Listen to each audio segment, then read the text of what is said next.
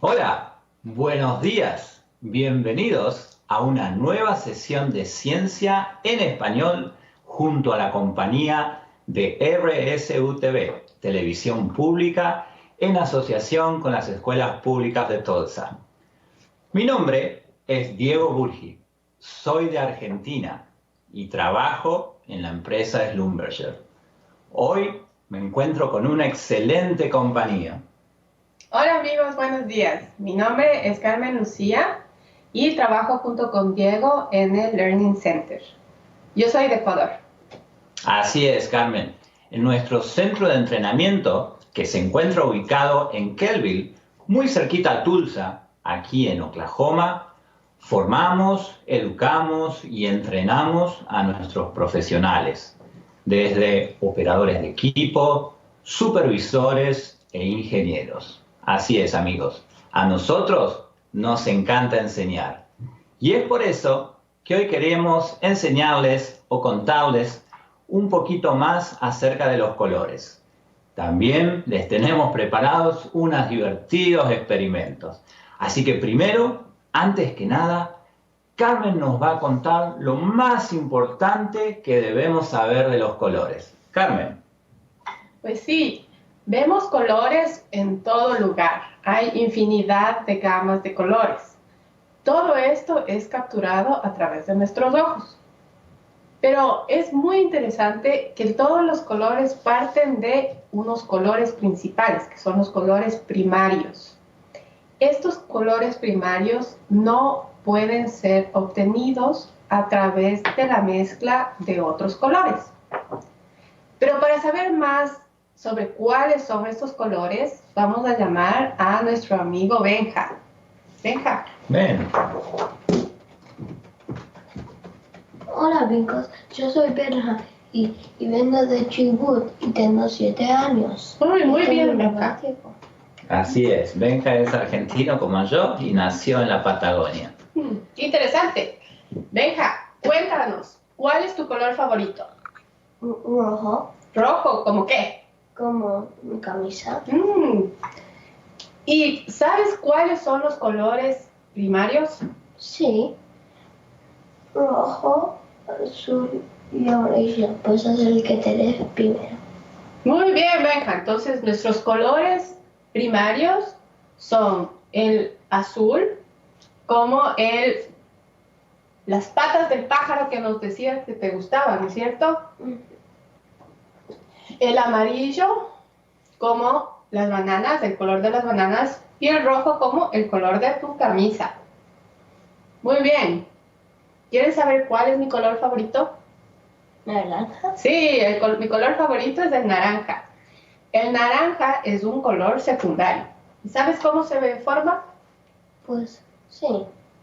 La forma es que el naranja está hecho con amarillo y con rojo juntado. Muy bien. Entonces, Diego nos va a ayudar indicando una fotografía donde se pueden ver los colores primarios, el rojo, el amarillo y el azul, y los colores que son obtenidos a través de la mezcla de estos colores. Entonces, el anaranjado, el verde y el morado. Ahora vamos a hacer un experimento, Benja. Entonces, vamos a tratar de obtener el color anaranjado y el color verde. Entonces, ¿cuáles son los materiales que necesitamos para hacer este experimento? Así que necesitas 4 de estos doblados y rojo, el amarillo, el azul. Esos 3 los pones aquí, aquí, aquí. 5 vasos y necesitas una cuchara y agua. Muy bien, Benja. Entonces, amigos, como dijo Benja, lo que necesitamos son colorantes naturales. Estos colorantes naturales de comida los vamos a colocar en los vasos. Entonces tenemos aquí 5 vasos vacíos. En el primero, el tercero y el quinto vamos a colocar agua. Entonces coloquemos agua, Benja. Vamos a colocar agua aquí. Y después le ponemos Colocamos agua hasta el tope del vaso. Y colocamos el pigmento, el colorante de comida. Colocamos unas 2 gotas. Después la mezclas. Exacto, Benja. Entonces ayúdame mezclando mientras yo coloco el agua. en los otros vasos. Y aquí ven, ya está rojo. Así es, Benja. Muy bien, entonces déjame, coloco aquí el colorante. Mira, eso también. Voy a esperar. Entonces tenemos aquí el colorante amarillo. Voy a mezclar lo mismo. Y mientras tú sigues mezclando el amarillo, yo coloco aquí el pigmento azul. Así que ven, tienes que mezclar por 2 segundos o 3 y después ya se hace el color. Muy bien. Eso, Benja. Entonces, lo que hicimos fue tomar un pedazo de papel de cocina. ¿Sí? 4. Exacto, 4. Lo doblamos y obtenemos de estos pantalones que nuestro amigo Bill Daycon nos enseñó cómo hacer. Sí. Entonces, ¿qué hacemos, Benja? Primero lo cortamos y después lo doblamos así y lo hacemos así. Colocamos un extremo del papel en el vaso que contiene el líquido y el otro en el otro vaso que está vacío, que no tiene nada de agua. Ese se va subiendo al color, todo a ese. Exacto, entonces la idea es que el agua va a caminar a través del papel hacia el otro vaso. ¿Y por qué crees que el agua camina? Porque el papel se está yendo abajo y después cuando se va más arriba se va a ir ahí. Es una propiedad que tiene el agua. El agua puede adherirse consigo misma o adherirse con otros elementos como el papel. Y a través de la capilaridad, el agua va a moverse hacia el vaso que está vacío. Muy bien, ahora necesitamos colocar más piernas para que el agua pueda caminar ahora del amarillo al vaso vacío. ¿Qué color crees, Benja, que vamos a formar aquí? Pues aquí vamos a formar color naranja. Muy bien. Y ahora hacemos lo mismo para estos dos. Y esto se va a formar color pumpkin. Un color verde, muy bien. Y nos falta conectar este vaso con este de acá. Entonces yo voy a colocar el último papel. Y así es como están los primeros colores, se conectan. Exacto, Benja. Entonces, por la capilaridad, el agua va a pasar de estos dos vasos Junto. junto y se va a mezclar aquí en este tercero. Entonces, amigos, en sus casas ustedes van a necesitar dejar reposar esto por alrededor de 3 horas.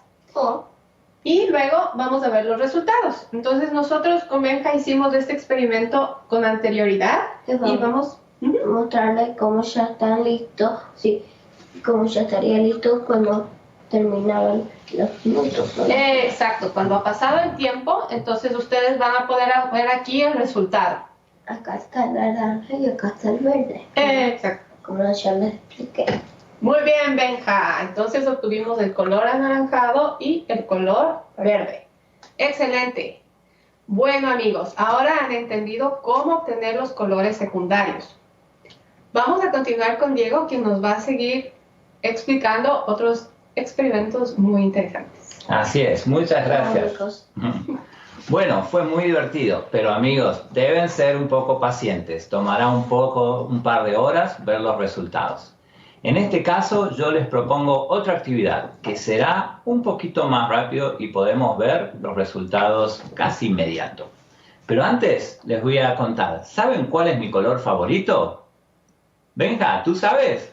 Sí. ¿Cuál? Es azul. Azul, claro, ese es mi color favorito. Además, yo nací en una ciudad argentina que se llama Azul, así que supongo que elegí muy bien mi color favorito. Bueno, ahora les voy a contar que haremos otro color secundario. Muy bien, los colores secundarios, como explicó Carmen, son aquellos que se originan de los 3 colores primarios. ¿Cuáles son los materiales que vamos a ocupar para nuestro experimento? Benja, ven a ayudarme. Sí.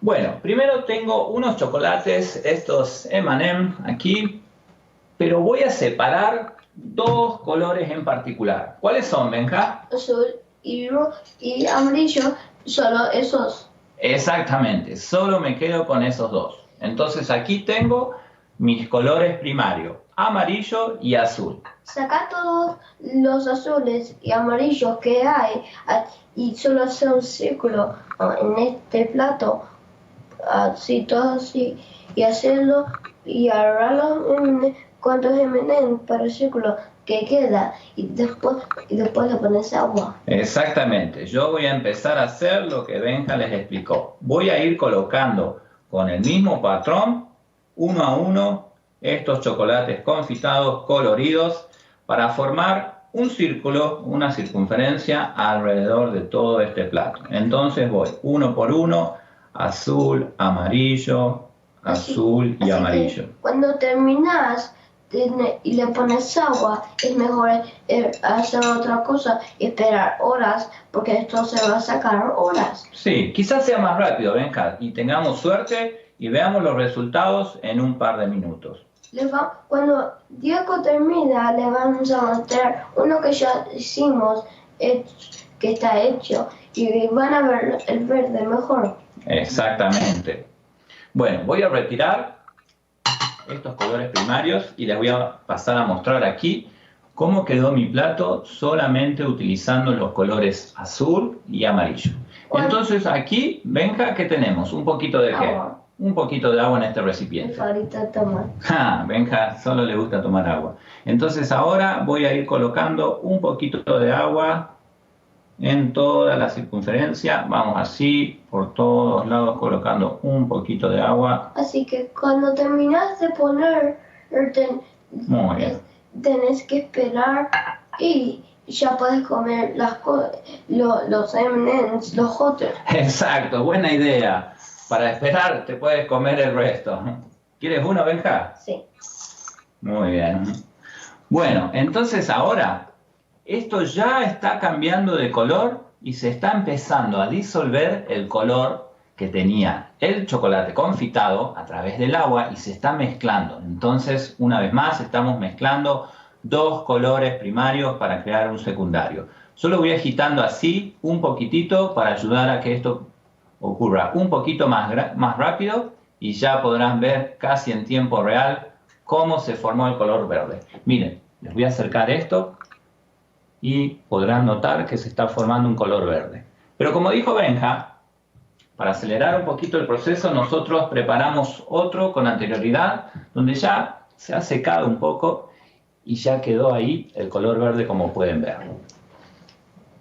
Además, les sacamos una foto que Carmen les va a enseñar para que puedan ver con más detalle en la cámara.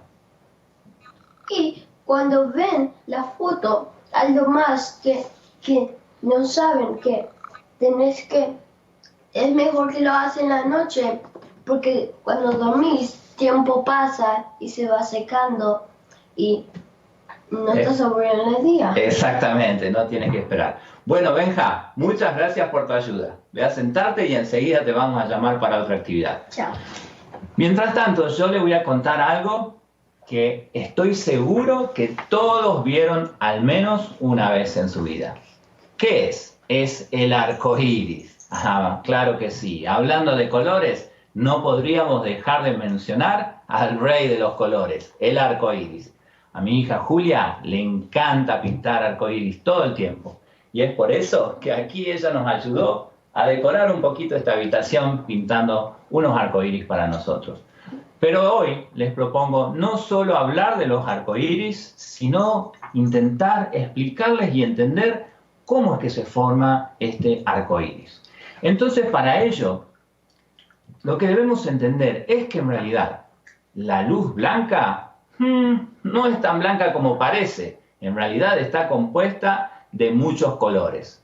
Entonces ahora les voy a explicar un fenómeno llamado difracción. Para ello, Carmen me ayudará mostrando la imagen de un prisma. Yo me voy a correr a este lado para que puedan ver la imagen. Entonces aquí pueden ver un prisma con su característica forma triangular. Y lo que pasa es que por un lado choca un rayo de luz blanca contactando así la superficie del prisma y se separarán así por el fenómeno que dijimos, llamado difracción, los colores que en realidad componen la luz blanca. podemos notar que estos son 7 colores y son justamente los colores del arco iris. De nuevo, ¿por qué pasa esto? Bueno, cuando la luz choca y se refracta, cada color tiene un ángulo característico. Es decir, es como que la luz se quiebra, pero cada color se quebrará con un ángulo característico. Entonces, así podemos revelar cuáles son los colores que en realidad tiene la luz blanca. Ahora les mostraremos otro ejemplo. En la segunda imagen que tiene Carmen, es una red de difracción. Entonces también podemos descomponer los colores de la luz blanca mediante algo que se llama red de difracción o rejilla de difracción. Y el fenómeno es muy parecido. Una rejilla de difracción son ranuras unas cerca de otras que están todas conectadas muy cerquita. Entonces, lo que ocurre es que cuando el rayo de luz contacta esa superficie, se separan los colores de la misma forma que ocurrió con el arco iris. Benja, ven, acompáñame un rato aquí. Gracias, Carmen. Entonces, les voy a contar algo. ¿Qué es esto, Benja? Un disco. Un disco.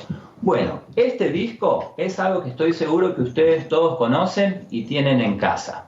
Lo usamos para almacenar información. Para almacenar, por ejemplo, películas, videos, archivos, y estoy seguro que varios de ustedes tienen juegos aquí guardados. Bueno, este disco, en realidad, presenta una superficie que parece lisa, pero no es tan lisa.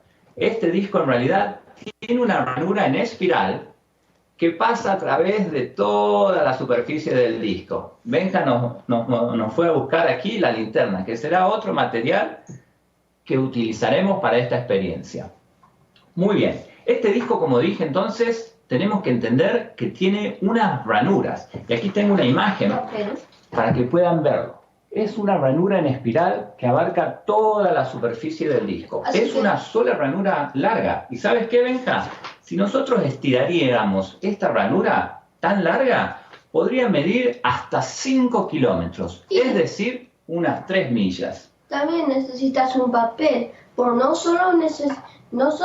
van a saber qué se forma con eso. Así es. A ver, entonces, ahora vamos a formar un arco iris. Lo que voy a hacer es, me voy a ayudar de esto para apoyar este disco aquí. Aquí, como bien Benja nos alcanzó, tenemos una linterna y solo voy a usar la parte blanca. Entonces, ahora le vamos a pedir ayuda a Carmen para que nos apague un poquito la luz y podamos ver mejor el arco iris. Entonces, prendo aquí y ustedes pueden ver que apenas ilumino, ya se está formando un arco iris. ¿Pueden verlo? Necesitas todos los lugares o andar a un lugar que no tiene luces o está negro o se está dark por todos los lados. Así es, Benja. Bueno, estoy seguro que pudieron ver el arco iris y les desafío a que lo practiquen en casa. Carmen ahora nos encenderá la luz nuevamente para que podamos vernos mejor. Entonces así es como creamos un pequeño arco iris en casa con la luz que se difracta a partir de este DVD. Muy bien, pero estoy seguro que ustedes quieren crear algo un poco más grande, ¿verdad? Bueno, estoy seguro que esto lo pueden hacer desde su casa sin ningún problema. Ayer con Benja hicimos un arcoíris un poco más grande. Miren, Carmen nos tomó una foto. Ese es Benja con una manguera y ahí pueden ver el arcoíris abajo. Entonces lo que les queremos explicar, gracias Carmen, también Julia nos ayudó a hacer distintos arcoíris. Todos estábamos jugando para hacer arcoíris. Entonces, lo que les queremos explicar ahora es realmente cómo ocurre este fenómeno. Benja, ¿me dejas un lugarcito? Siéntate allí, por favor. Ok. Bueno, entonces ahora, si Carmen nos enseña la siguiente imagen, pueden ver qué es lo que pasa en realidad cuando tenemos el arco iris. El rayo de sol chocará contra las finas gotas de agua y se producirá el fenómeno de difracción que explicamos con anterioridad. Entonces, lo que ocurre, amigos, es que los colores se van separando con un ángulo característico y es así cómo nos revela los colores que componen la luz blanca. Es así. ¿Qué colores podemos observar? Pues son 7. Tenemos desde la parte inferior rojo, naranja, algunas tonalidades de verde, azul, celeste y también algún lila podemos observar en el arco iris. Muy bien, amigos. Así es como se forma el arco iris y es interesante que siempre aparecen en el mismo orden. Muy bien, amigos. Gracias, Carmen. Entonces, ahora que ya entendimos el arco iris y que lo pueden hacer en forma muy sencilla en casa, solo necesitan una manguera, apuntar un poco al cielo y si usan una manguera donde puedan pulverizar, crear finas gotitas, lo verán aún mucho más fácil. Claro que sí. Bueno, amigos, quiero contarles una cosita más, que de hecho es bastante curiosa. Y esto se conoce como la temperatura del color. ¿Qué? ¿La temperatura? Sí, podemos medirle la temperatura a los colores. Este concepto se utiliza mucho en el sector de la iluminación. Entonces, lo que quiero contarles primero es que hablemos de la temperatura. Estoy seguro que ustedes están familiarizados con este concepto y en un día como hoy, probablemente tengan su aire acondicionado seteado a unos 72 grados, tal vez 72 grados Fahrenheit. Bueno, acabo de nombrar una palabra importante, Fahrenheit. Esa es una de las escalas que usamos para la temperatura, pero también hay otras, por ejemplo, Celsius o también una llamada Kelvin. A este punto, amigos, no importa realmente que entendamos las relaciones, solo quería contarles que hay distintas escalas, porque casualmente la más usada para medir la temperatura del color es la escala Kelvin. Entonces ahora, amigos, les voy a compartir una imagen que les mostrará Carmen. Yo me voy a correr un poquito para este lugar. Entonces, todos vieron el fuego alguna vez y este tiene un color naranja un poco rojizo. Eso está en la zona cálida de nuestra temperatura del color. Allí eso se produce porque un cuerpo negro ideal emite una coloración naranja más o menos a una temperatura de unos 1000 Kelvin, que serían unos 1340 grados. Esa justamente es más o menos la temperatura de una llama y es por eso que toma ese color. Entonces, a medida que vamos calentando este cuerpo emisor aún más, los colores irán cambiando. Ustedes habrán visto algún metal calentándose mucho y tomando ese color amarillo muy intenso. Eso es porque nos vamos moviendo en la escala hacia la zona de la izquierda. Entonces, cuando la temperatura es muy alta, los colores empiezan a tornar un poco azulados, incluso un poco con una tonalidad violeta. Muy bien. Gracias, Carmen. Entonces, amigos, lo que les quiero contar es que ustedes, cada vez que vayan al supermercado, ahora, si necesitan comprar un foco o algo para iluminar, fíjense en el envase. Estoy seguro que ahí dirá si es cálido o frío y les dirá un valor de la temperatura. No es muy importante que entiendan el valor, pero sí si es frío o cálido. Les recomiendo que para el living de su casa o su dormitorio usen un color un poco más cálido. Eso les dará una sensación de confort y bienestar. Si quieren estudiar o en un hospital, por ejemplo, se usarán colores más fríos. Muy bien, amigos. Espero que hayan aprendido un nuevo concepto, la temperatura del color. Ahora vamos a recibir de nuevo a Carmen y Benjamín y vamos a hacer un resumen de lo que aprendimos hoy. Hoy hablamos de los colores primarios y secundarios. Carmen, ¿qué fue lo que hicimos en nuestro primer experimento? Bueno, primero entendimos cuáles son los colores primarios, que eran rojo, azul y amarillo. Muy bien, rojo, azul y amarillo. Y establecimos este experimento para poder obtener los colores secundarios. En este caso, el color naranja y el color verde. Lo que utilizamos fue simplemente unos vasos, agua, colorante de comida y La cuchara. la cuchara y el papel de cocina. Es importante, amigos, que ustedes dejen reposar una vez que hayan colocado el agua, los colorantes y el camino para que el agua pueda moverse, aproximadamente unas 4 horas, para que ustedes puedan obtener los resultados que pueden ver aquí. Como ven aquí, ya se está llenando un poquito.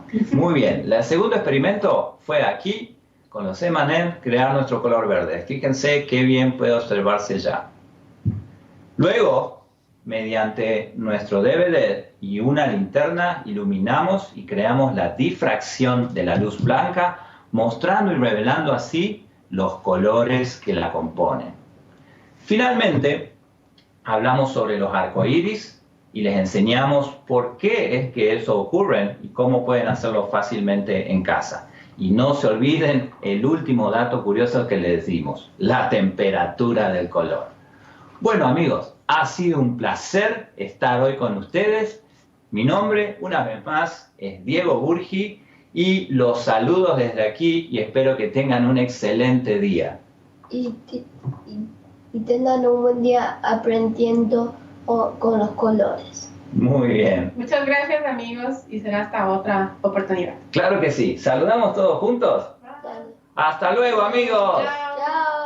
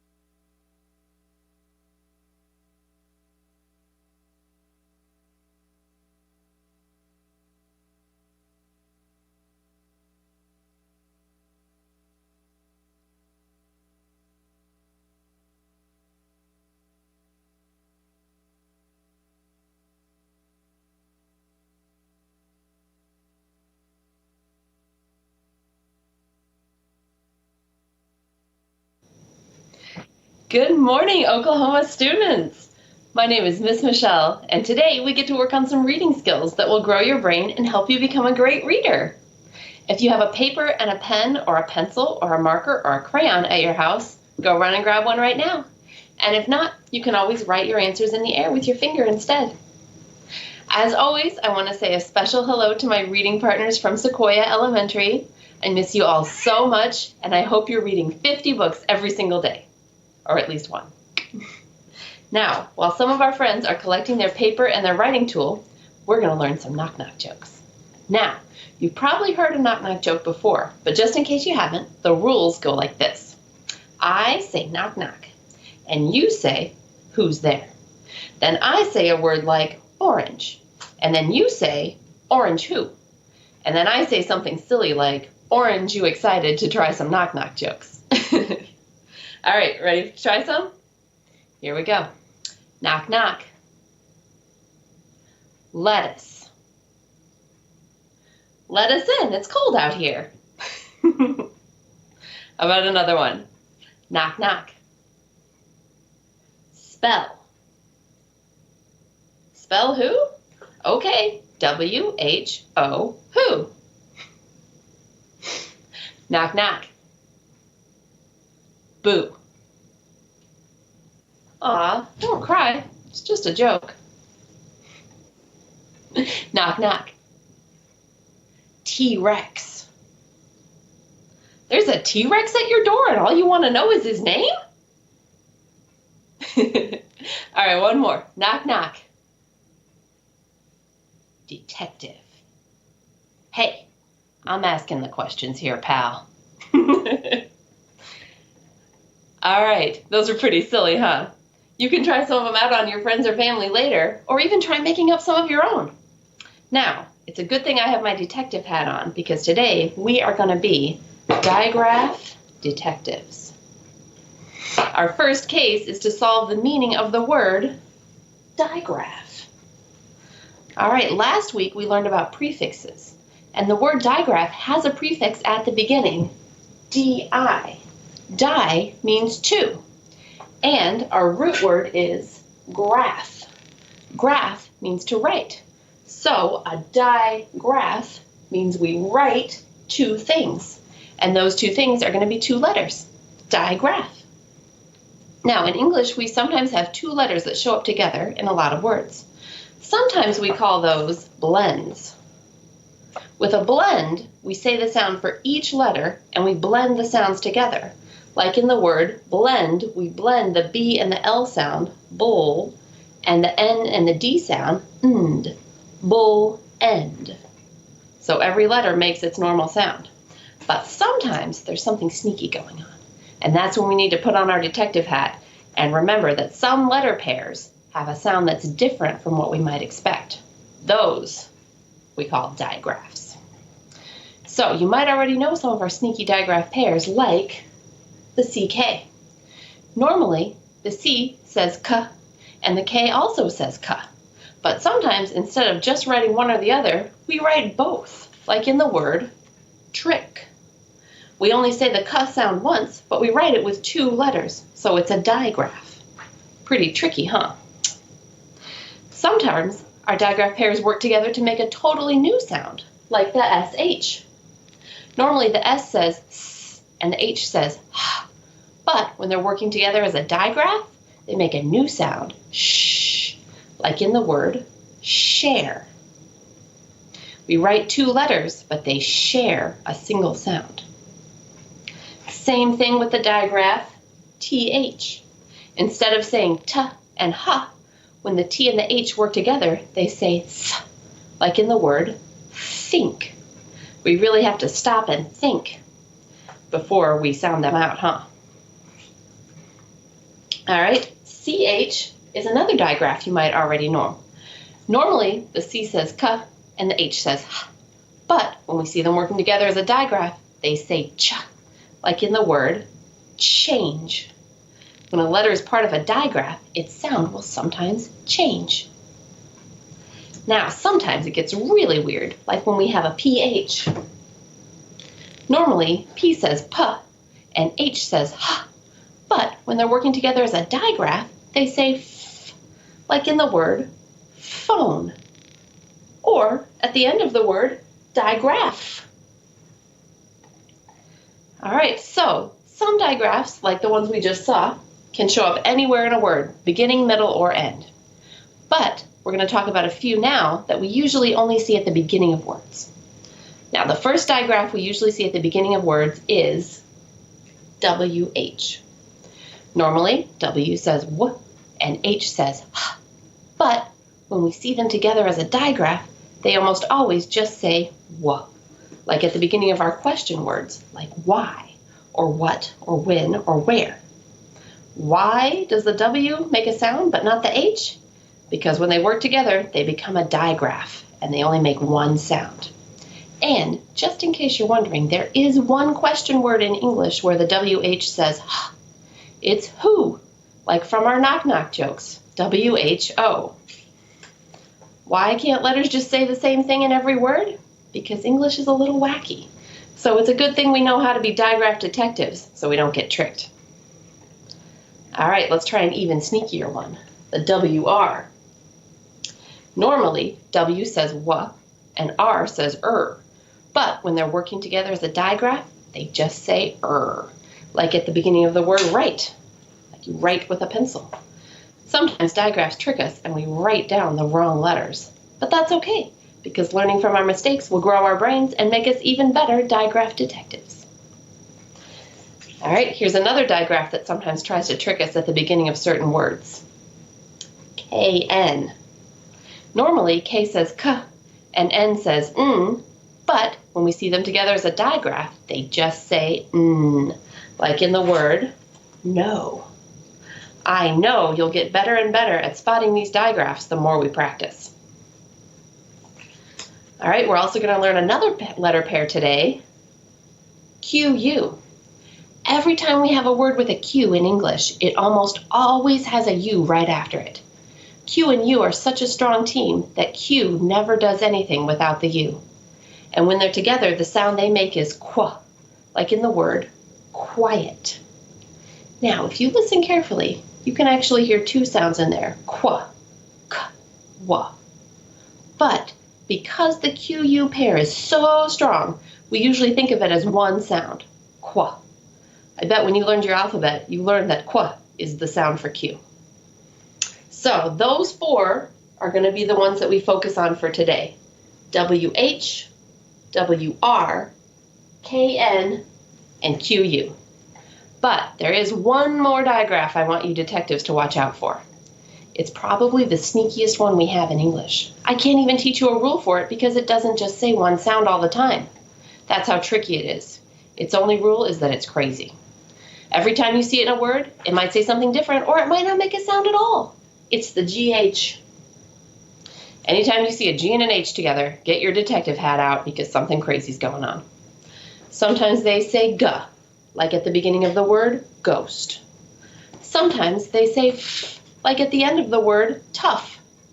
And sometimes they say nothing at all, like at the end of the word though. So even though we can't learn a rule for GH, make sure you always look out for it. It's the toughest digraph out there. All right, now let's get our digraph detective magnifying glasses out and see if we can spot some of our digraphs in some words. All right. Our first word is, we're going to sound out some words that have our digraphs in them. Here's our first one. Which digraph do we have? WR, and it says So let's sound it out. I, nk, ol. Oop, there's one of our LE endings. Inkle, wrinkle. All right, let's try the next one. Which digraph do we have here? KN, and it says N. Oh, and look, there's our GH. Look out. This one's not going to say anything. So we have N-ite, knight. Like in the Middle Ages, heroes who wore armor were called knights. All right, let's try the next one. What one do we have here? I'm going to hold it here so you guys can see the sign. All right. Q-U. And let's sound it out. Quest. Quest. So sometimes knights would go on a quest, which is a long journey to do or find something, like to find a missing treasure or to fight a dragon.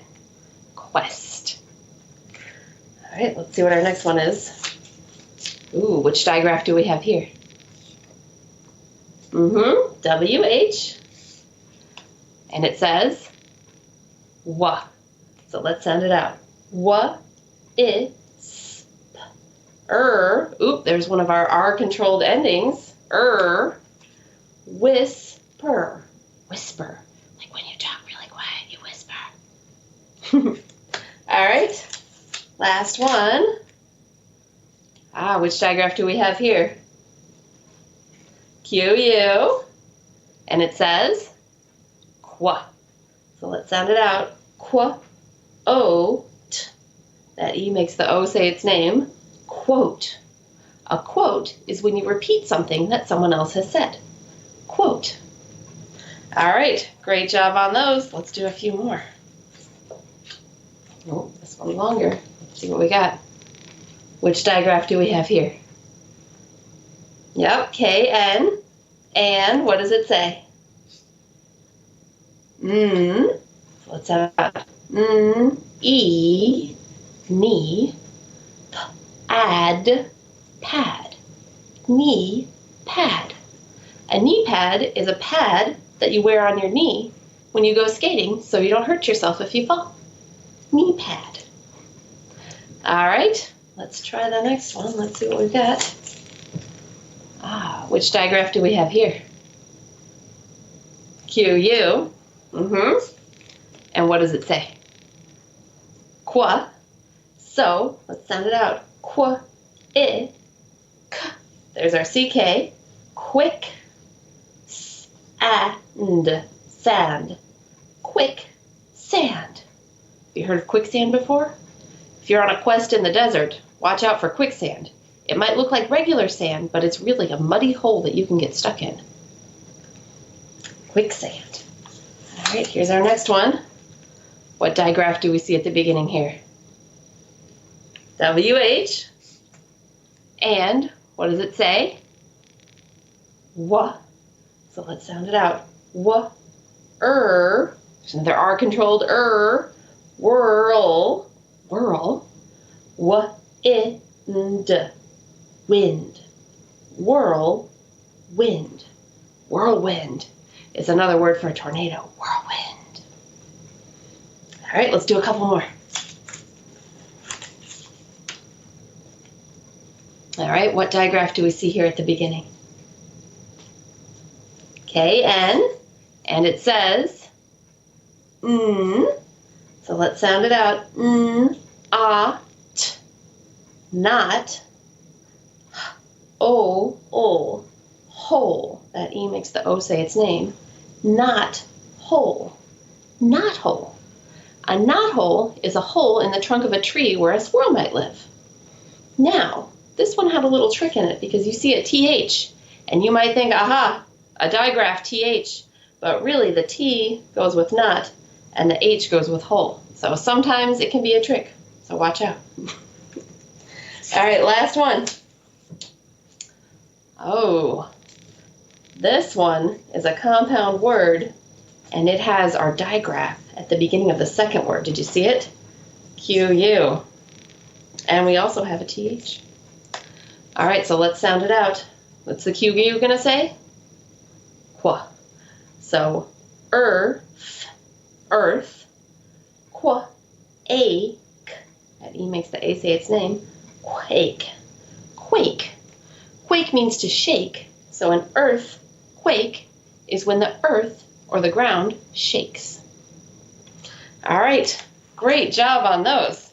I threw some tricky ones in there, huh? All right, keep your magnifying glasses out because we're going to try some more. Now, this time, I'll say the word, and I'm going to show you part of it, and your job is to tell me which one of our digraphs is missing. It'll be one of these four that we're working on. All right, here's our first one. First word is wrap, like you wrap a present. What's missing here? What do we need? Wrap. We need a W-R. Wrap. All right, let's try our next one. Next word is knock, like our knock-knock jokes. Knock. Which one of our digraphs do we need for knock? K-N. Knock. All right, here's our next one. White. White, like Snow White. What digraph do we need for white? W-H. White. All right, let's try another one. Last one is quiz. Quiz. What digraph do we need for quiz? Q-U. Good job. Quiz. All right, let's try a few more. All right, our next word is knit. Knit. Like you knit a sweater out of yarn. Knit. What digraph do we need for knit? K-N. Did you get it? Knit. All right, here's our next one. Whale. Whale. Whale. A giant whale lives in the ocean. What do we need for whale? W-H. Whale. Whale. All right, let's try another one. This one is queen. Queen. Which one of our digraphs do we need for queen? Q-U. Queen.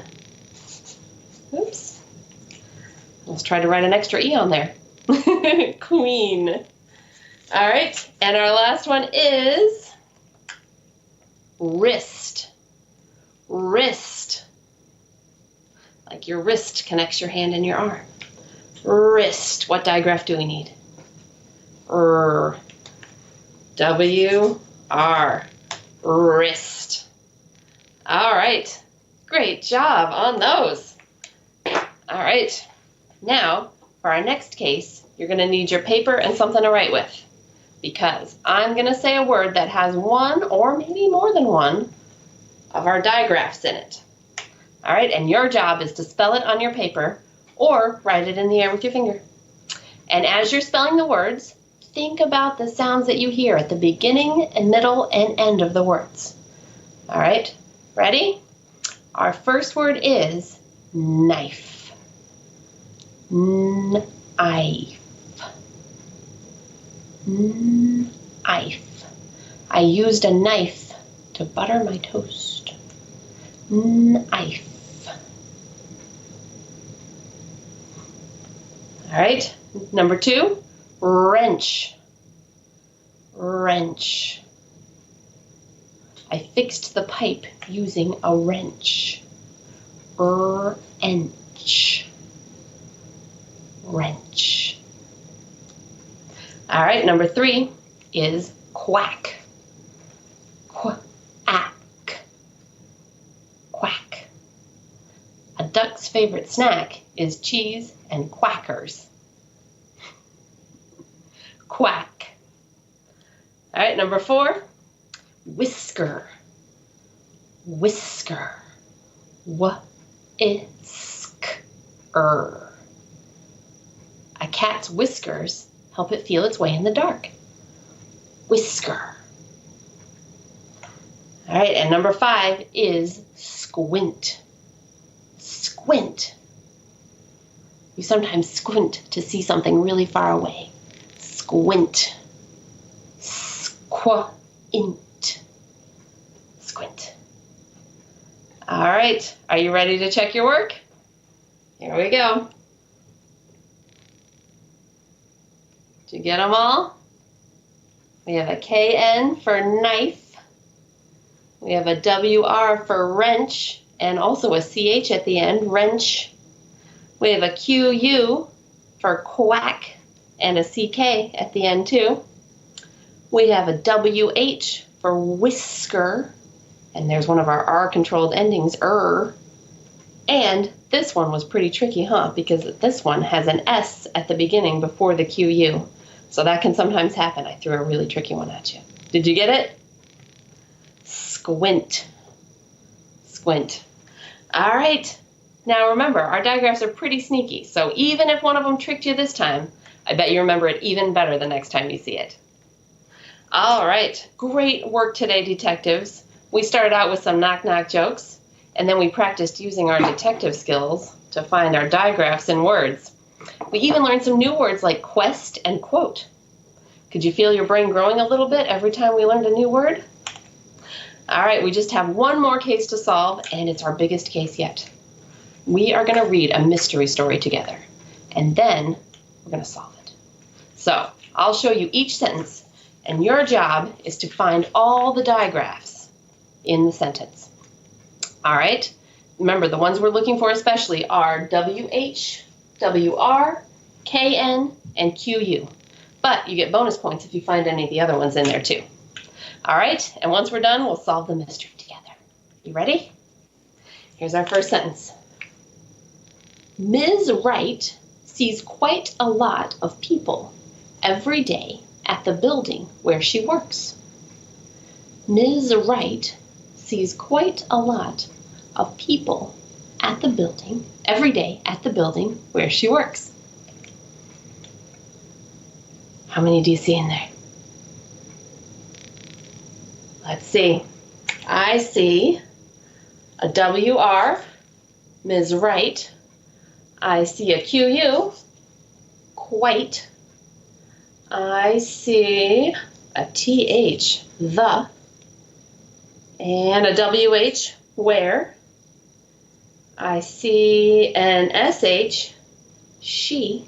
And did you spot our GH up here? Very sneaky. Doesn't say anything, right. All right, let's see the next sentence.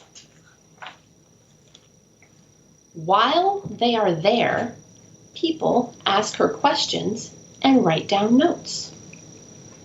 While they are there, people ask her questions and write down notes. While they are there, people ask her questions and write down notes. How many of our digraphs do you see?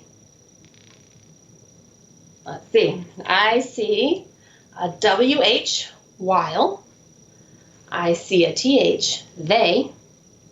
I see another TH, there. I see a QU, questions. I see a WR, right. And I think that's it. Did I miss any? All right, next sentence in our mystery story. Then they fill up their backpacks and knapsacks with things from her shelves. Then they fill up their backpacks and knapsacks with things from her shelves. How many of our digraphs do you see in there? Got them all? All right, I see a TH in then. I see another TH in they. I see another TH in there. I see two CKs in back sacks. I see a KN here, nap sack, and a CK there. I see a TH at the end of with. I see a TH at the beginning of things. And I see an SH at the beginning of shelves. All right, and knapsack might be a word you haven't heard before, but what do you think it is? Yeah, it's kind of like a backpack. So even if you don't know a word, sometimes you can find a clue in the rest of the sentence to figure out what it might mean. So I kind of guessed that maybe a backpack and a knapsack are kind of the same thing. All right, next one. As long as they keep quiet and whisper, people can take whatever they want for free. As long as they keep quiet and whisper, people can take whatever they want for free. How many of our digraphs do you see in there? I see a TH in they. I see a QU in quiet. I see a WH in whisper. I see a TH in the. I see a WH in whatever. I see a TH in they. Did I get them all? All right. Now, here's our question.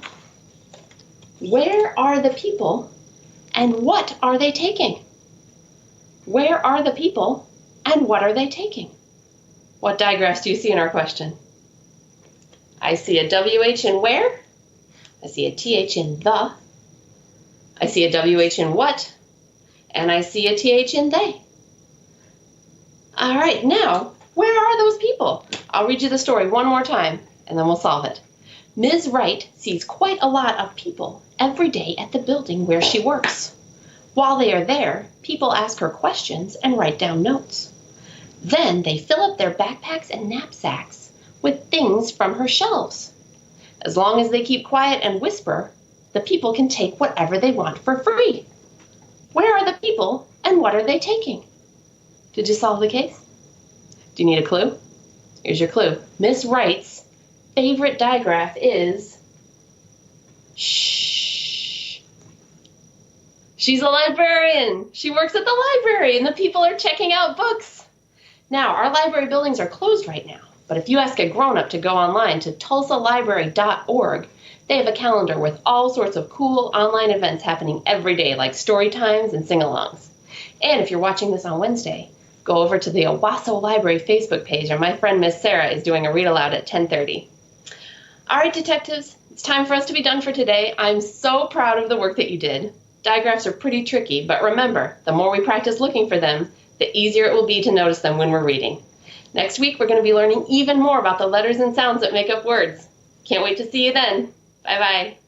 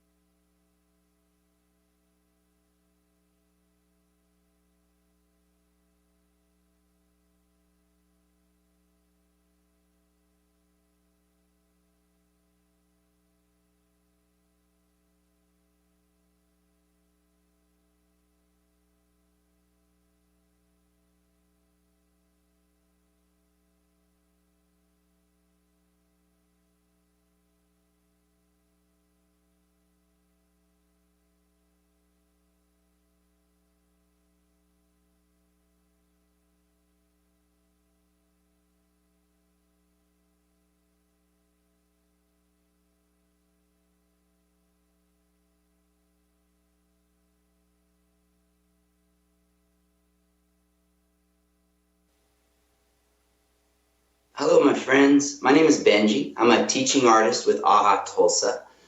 And normally I'd be in your classroom with you doing this when we do it together, but today, since we're trying to keep ourselves and everyone else healthy, we'll do it virtually. So let's get started. We'll sing and we'll dance today and sing some songs. All right, you ready? This is our good morning song. I sing this every time we get together.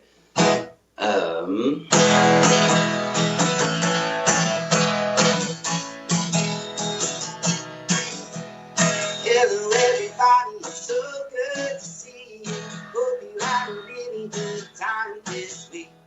Hope you got a smile a lot. Hope you made some new friends. Hope you want to sing some songs with me. So good morning. Good morning. Good morning to you. And you. Good morning, everybody. So good to see you. Hope you had a really good time this week. Hope you got to laugh a lot. Have some good adventures. Hope you want to sing some songs with me. So good morning. Good morning. Good morning to you. Your faces make my day, and that's the truth.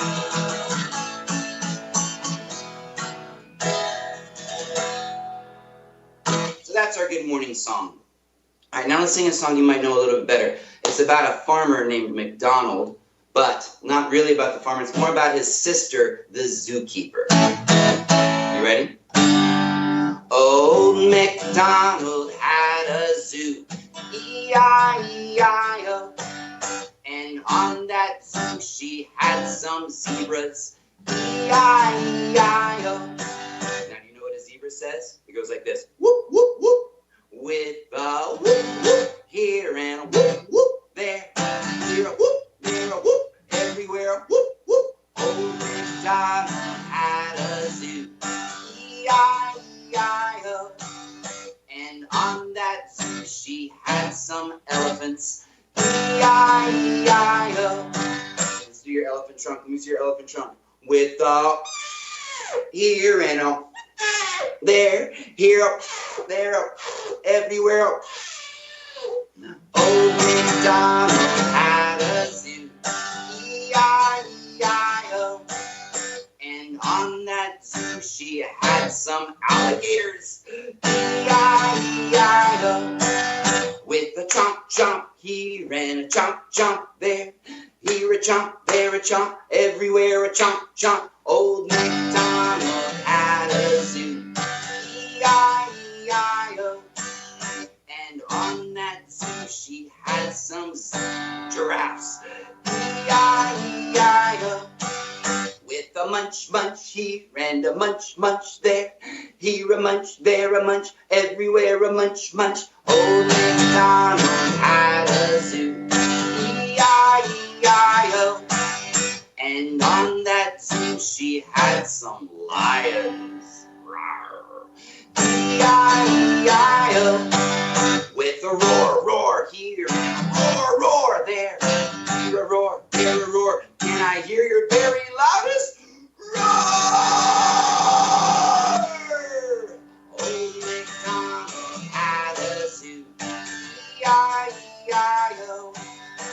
And on that zoo she had some, let's do some penguins, shall we? Some penguins, E-I-E-I-O. With a waddle, waddle here and a waddle, waddle there.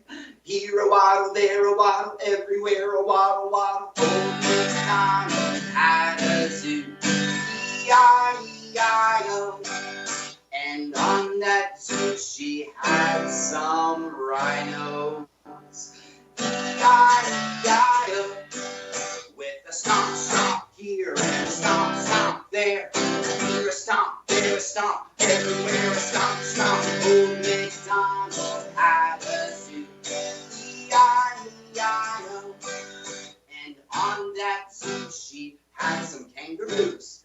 E-I-E-I-O, with the boing boing here and boing boing there. Here a boing, there a boing, everywhere a boing boing. Old MacDonald had a zoo.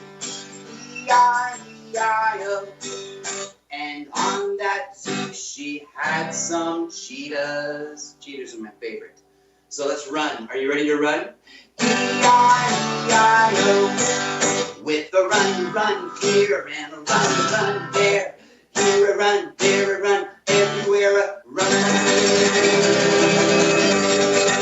Run. Old MacDonald had a zoo. E-I-E-I-O.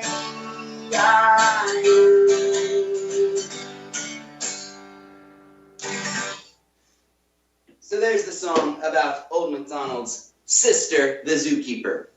I need to shake some sillies out. Shake your sillies out with me. Loosen up a little bit. We don't want to injure ourselves shaking our sillies out. Are you ready? I want to shake, shake, shake my sillies out. Shake, shake, shake my sillies out. Shake, shake, shake my sillies out. Wiggle my waggles away. I want to clap, clap, clap my crazies out. Clap, clap, clap my crazies out. Clap, clap, clap my crazies out. Wiggle my waggles away. I want to jump, jump, jump my jiggles out. Jump, jump, jump my jiggles out. Jump, jump my jiggles out. Wiggle my waggles away. I want to march, march, march my madness out. March, march, march my madness out. March, march, march my madness out. Wiggle my waggles away. I wanna twist, twist, twist my tantrums out. Twist, twist, twist my tantrums out. Twist, twist, twist my tantrums out. Wiggle my waggles away. I wanna flap, flap, flap my frenzies out. Flap, flap, flap my frenzies out. Flap, flap, flap my frenzies out. Wiggle my waggles away. One more time, let's jump, jump, jump my jiggles out. Jump, jump, jump my jiggles out. Jump, jump, jump my jiggles out. Wiggle my waggles away. I want to shake, shake, shake my sillies out. Shake, shake my sillies out. Shake, shake, shake my sillies out. Wiggle my waggles away. Very good. Did you get all your sillies shaken out? Excellent. Let's do something that I love to do, which is to drive a fire truck. Have you ever driven a fire truck before? Let me grab something real quick. I need some bells for this. You don't need bells. I've got enough bells for all of us. Are you ready? It goes like this. So first of all, when you get in any kind of vehicle, what are you going to do? Buckle up, right? And then start your engine.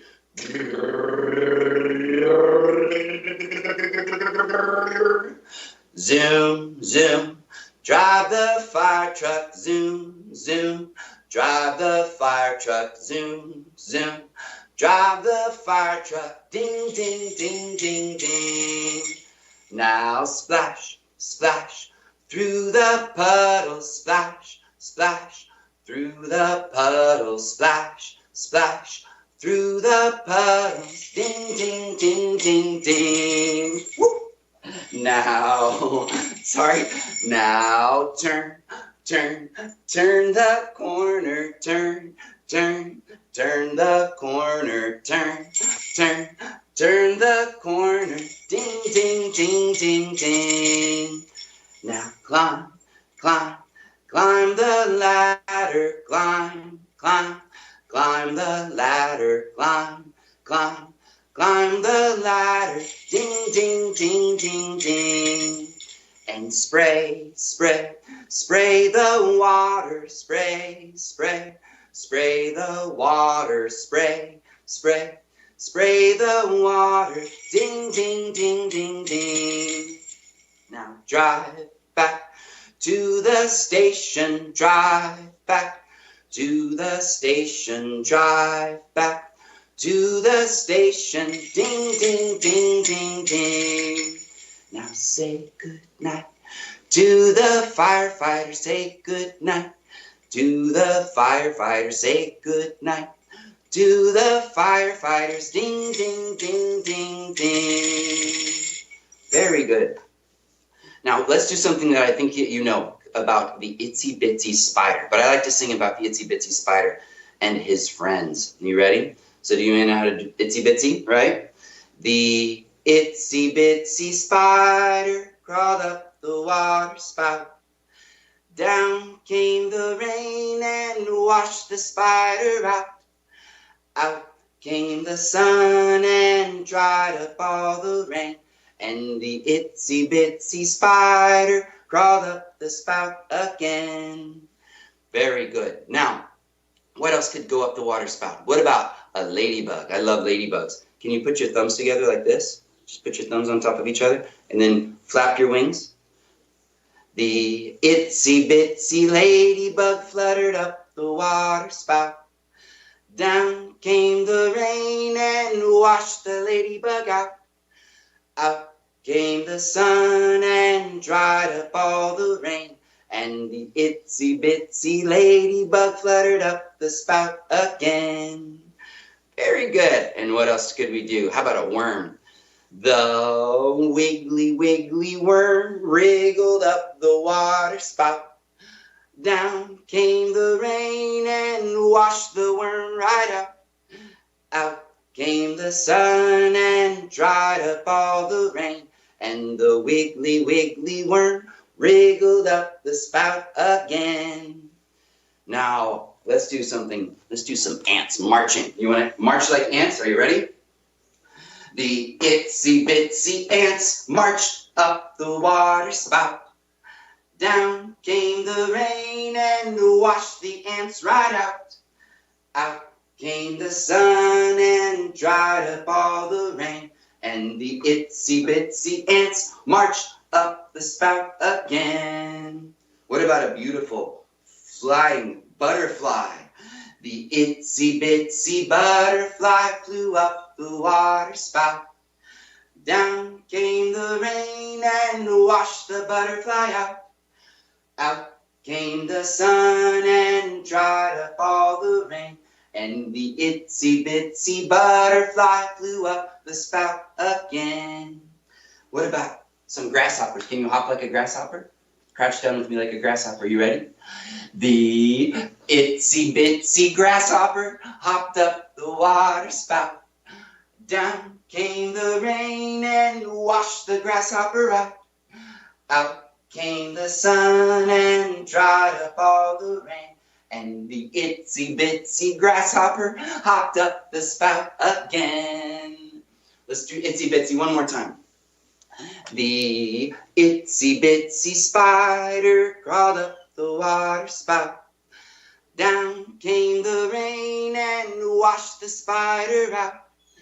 Out came the sun and dried up all the rain. And the itsy bitsy spider crawled up the spout again. Very good. Did you like all those other friends coming along with us? All right, I'd like to teach you maybe a new song. If you've never been in any of my classes, you may not know this song. It's called Johnny Hammers, and we're going to need a hammer and maybe another one, but we'll put that one away for now. Are you ready? It goes like this. Johnny hammers with one hammer, one hammer, one hammer. Johnny hammers with one hammer all day long. Now two. Johnny hammers with two hammers, two hammers, two hammers. Johnny hammers with two hammers all day long. Now three, we're going to get clever and use our feet. Are you ready? Johnny hammers with three hammers, three hammers, three hammers. Johnny hammers with three hammers all day long. Now four. Johnny hammers with four hammers, four hammers, 4 hammers. Johnny hammers with 4 hammers all day long. Now 5, what do you think we could use? That's using your noggin. You ready? Johnny hammers with 5 hammers, 5 hammers, 5 hammers. Johnny hammers with 5 hammers all day long. Whew. Johnny's very tired now, tired now, tired now. Johnny's very tired now, so he goes to sleep.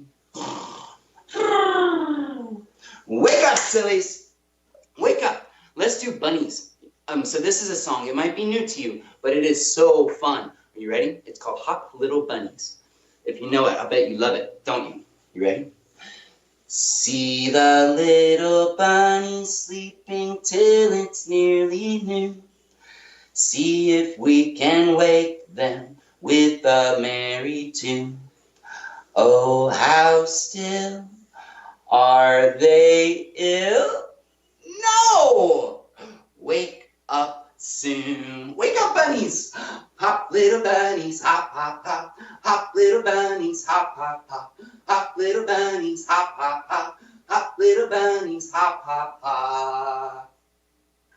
See the little bunnies sleeping till it's nearly noon. See if we can wake them with a merry tune. Oh, how still are they ill? No! Wake up soon. Hop, little bunnies, hop, hop, hop. Hop, little bunnies, hop, hop, hop. Hop, little bunnies, hop, hop, hop. Hop, little bunnies, hop, hop, hop. One more time, in case you want to remember it. See the little bunnies sleeping till it's nearly noon. See if we can wake them with a merry tune. Oh, how still are they ill? No!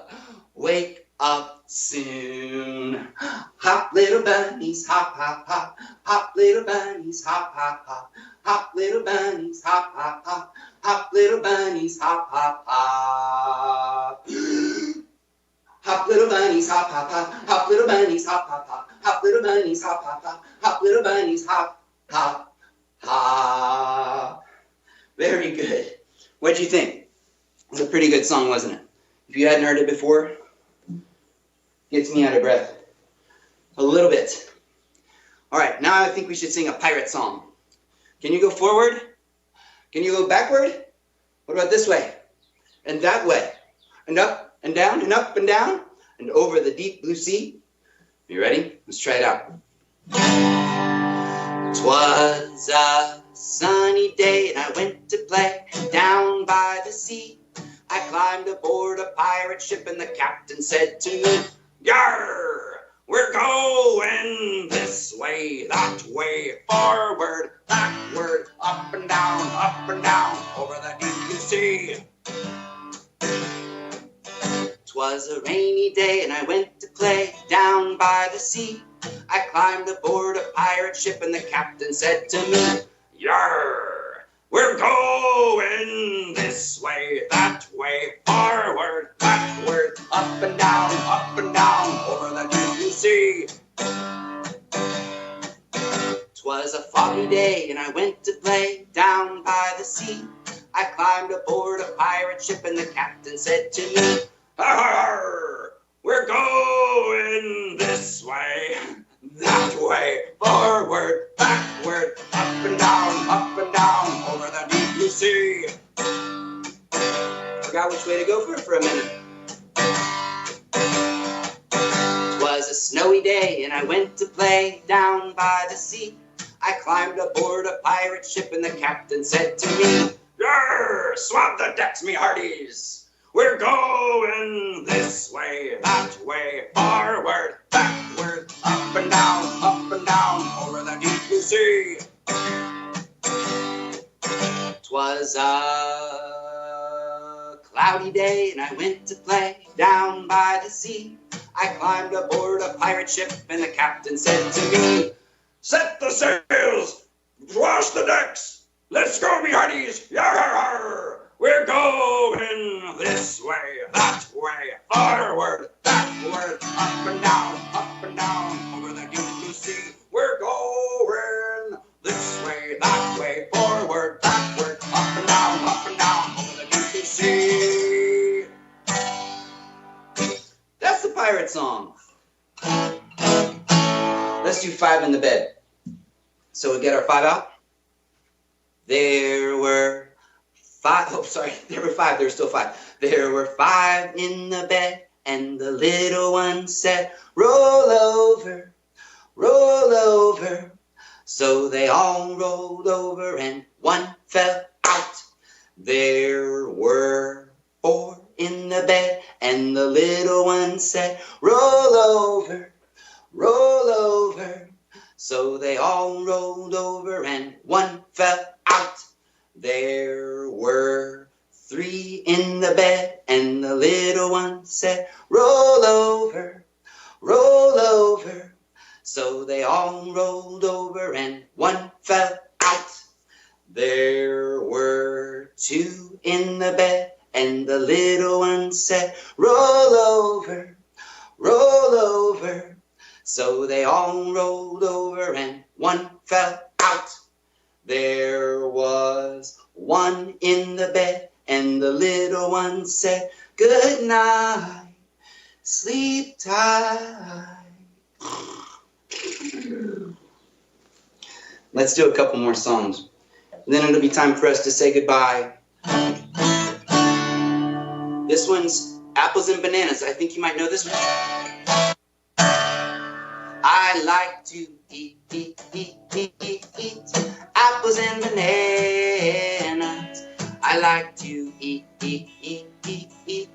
apples and bananas. I like to eat apples and bananas. I like to eat apples and bananas. I like to eat apples and bananas. I like to eat apples and bananas. I like to apples and bananas. I like to apples and bananas. I like to opals and bananas. I like to opals and bananas. I like to opals and bananas. I like to opals and bananas. I like to eat apples and bananas. I like to eat apples and bananas. So let's slow down a little bit. We'll sing this song about a little froggy that I love. I'm a little froggy and my mama loves me. I'm a little froggy and my daddy loves me. When they tuck me in and they say good night, they say, "Ribbit, ribbit, good night, good night, good night, good night, my little froggy, good night, good night, good night, good night, good night, good night." Now I'm a little puppy and my mama loves me. I'm a little puppy and my daddy loves me. When they tuck me in and they say good night, they say, "Woo, woo, good night, good night, good night, good night, my little puppy, good night, good night, good night, good night, good night, good night." And this last one is a Woody Guthrie song that I play at the end of every session that I do, and it's called "So Long, Been Good to Know Ya."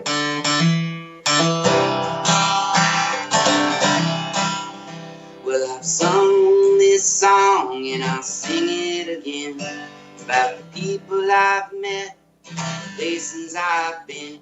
Some of the troubles that bothered my mind, a lot of good people that I left behind. Singing so long, it's been good to know you.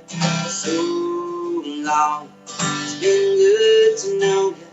So long, it's been good to know you. This dusty old dust is getting my bones. I've got to be drifting along.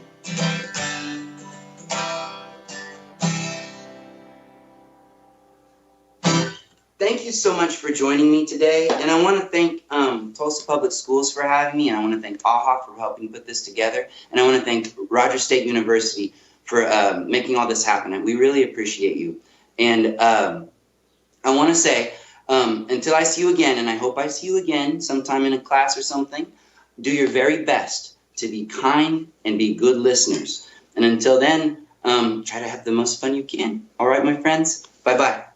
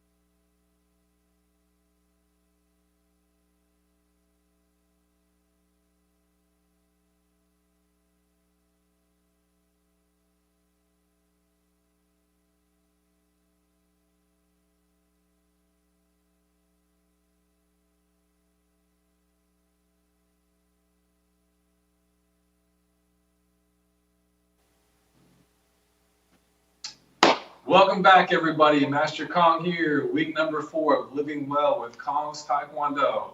Hope everybody's doing a really good job at home, and we're kind of actually able to go a little bit. Shelter in place has kind of been put on hold, and hopefully everybody's still staying safe out there. We have a really exciting lineup for you guys today. So we're just going to go ahead and get started. We have been doing a few basics and a few different drills. During this time, part of living well, I think, is just a lot of the things that we've been talking about, whether it's exercising to make our body feel a lot better, whether it's eating healthy, trying to make good choices, because we eat a bunch of junk food. That's kind of what we feel like. When you eat live things like fresh fruits, vegetables, things like that, you feel a lot better. Personally, myself, I do a lot of smoothies, eat a lot of fruits, do a lot of vegetables for lunch, a lot of beans at nighttime. Juice fresh stuff. I'm able to run. I ran about 30 miles in one shot about a week ago. I love running. I love training, doing all those different things. I'm 45 years of age, and I attributed a lot of Taekwondo to my success. So other than that, we always advocate being respectful. That's why we bow a lot. We say yes, sir, and things like that. So we want to go ahead and get started with our program so we can get everything in for today. First of all, I'm going to go ahead and ask Brody, he is one of my sons, to go ahead and come on out here and just go ahead and face this way.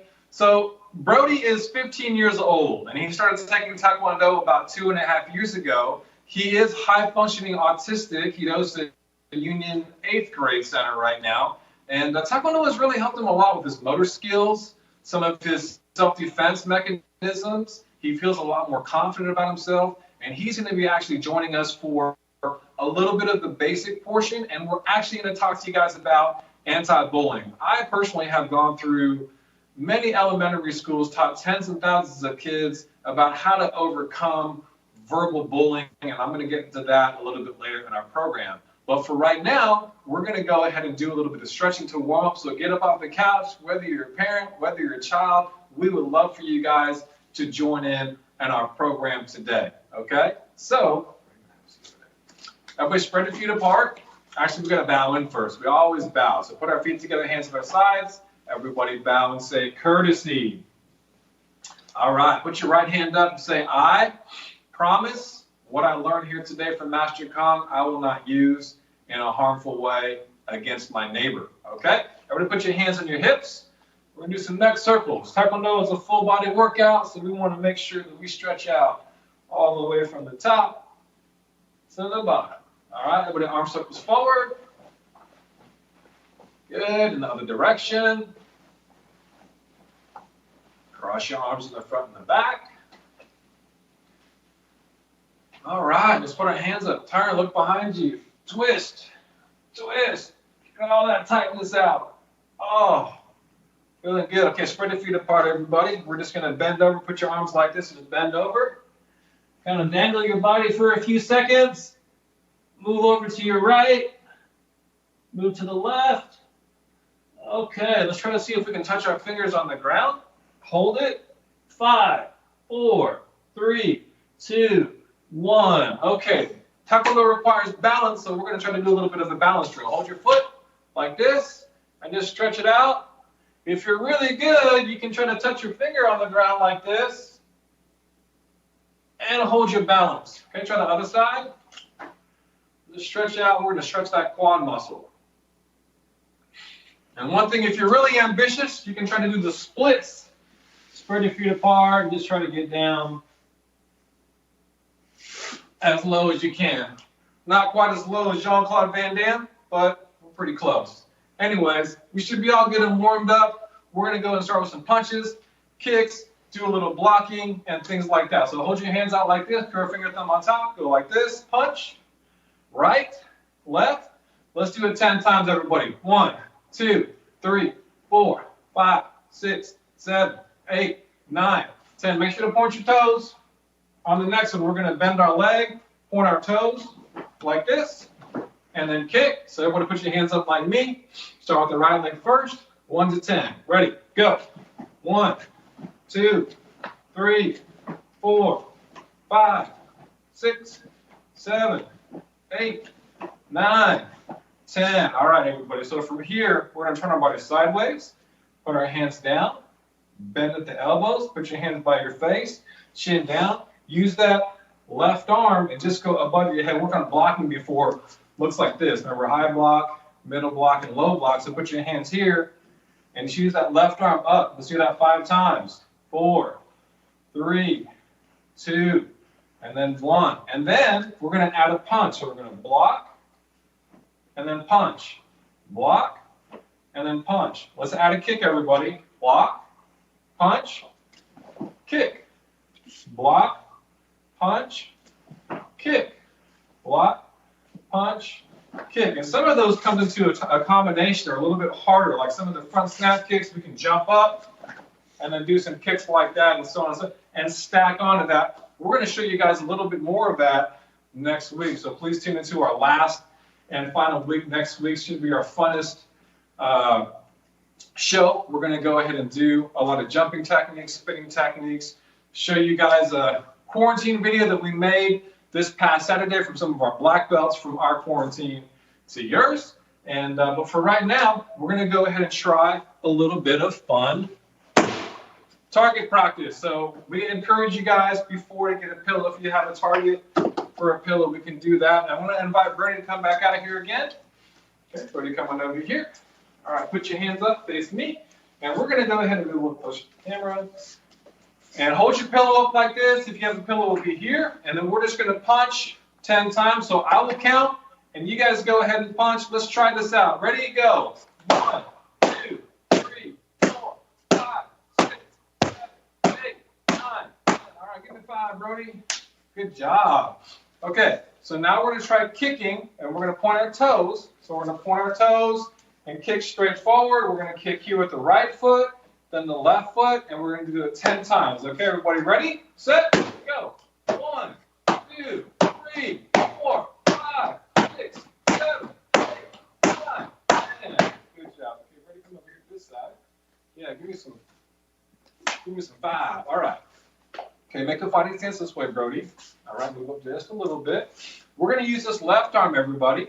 You're going to go up like this. So you're going to use the pillow and just kind of approach the top of the head like this. We don't want to hit too hard, just nice and easy. So pretend like you're Captain America and you got your shield up there and you're blocking your head, okay? So you're going to raise your arms up and down, up and down, up and down, up. Let's do it 2 more times and 1 more time. Then with that right hand, we're going to punch, block, punch, block, punch, block, punch, block, punch, block, punch, block, punch. Now, with that back leg, kick, block, punch, kick, block, punch, kick, block, punch, kick. All right, give me 5. All right.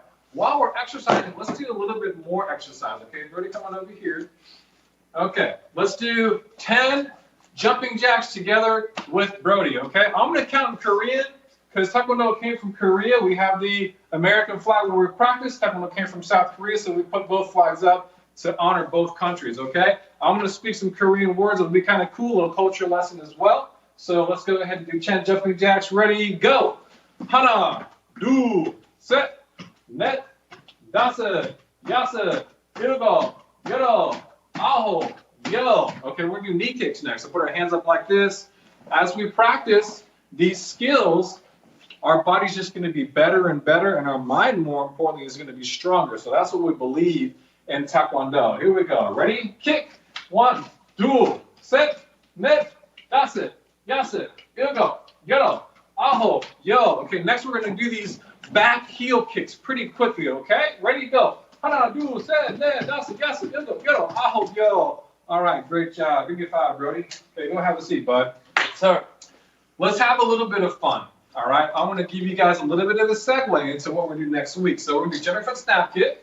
If you guys will bring one leg up like this, then bring the other leg like this, and then we're just going to do that at the same time. So you're going to go here and here in succession. So from there, you're going to come up with the other leg, kick, and then try to put it together, okay?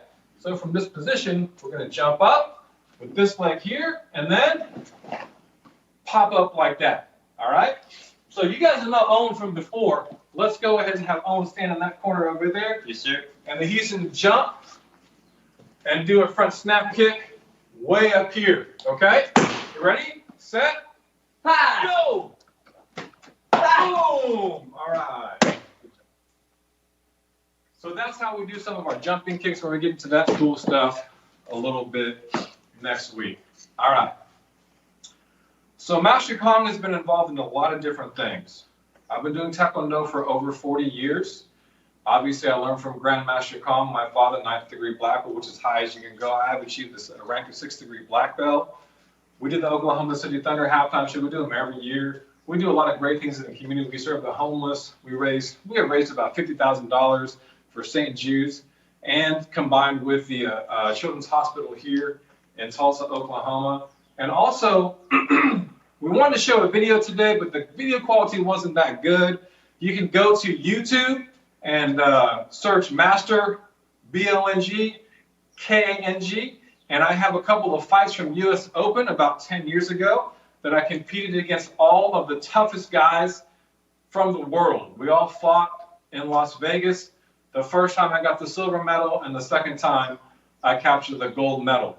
So in order to be sparring champion, we go through a lot of rigorous training. It takes years and years of training and developing yourself physically, mentally, strategically, and things like that. So the reason why I'm talking about all these different things is because in order to be a champion, you got to put in the work to do and have that victory.